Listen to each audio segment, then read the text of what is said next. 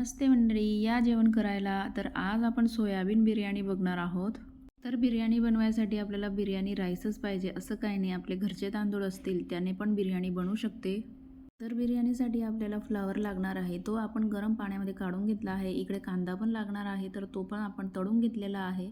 नंतर आपण गॅसवर कढई ठेवायची आहे, त्याच्यामध्ये पाणी घ्यायचं आहे. पाण्यामध्ये खडे मसाले टाकायचे आहे, हिरवी मिरची टाकायची आहे आणि आपण 2 वाट्या तांदूळ घेतलेला आहे. नंतर दुसऱ्या गॅसवर आपण एक कढई घेतली आहे, त्याच्यात तूप टाकलेलं आहे.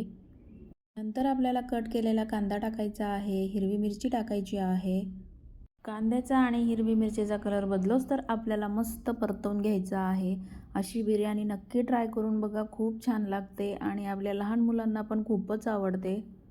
इकडे आपला कांदा आणि हिरवी मिरची झालेली आहे. थोडेसे वाटाणे फ्लावर, आपण उकडलेला फ्लावर घेतला होता, तो पण थोडासा टाकायचा आहे.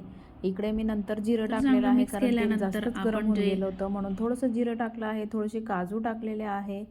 नंतर आपल्याला इकडे चटणी टाकायची आहे.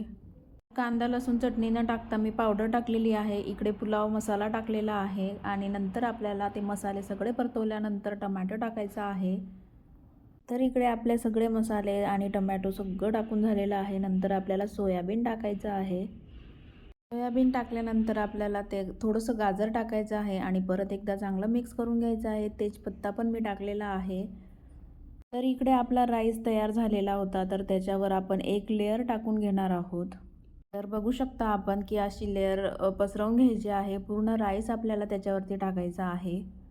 तर अशी बिर्याणी नक्की बनवून बघा. सोयाबीन बिर्याणी आहे आणि खूप छान लागते. तर बघू शकता पूर्ण तांदूळ मी टाकून दिलेले आहे आणि आपण तळलेला कांदा होता, तो कांदा आपल्याला त्याच्यावर टाकायचा आहे. परत आपल्याला पुलाव मसाला टाकायचा आहे आणि थोडंसं तूप टाकायचं आहे.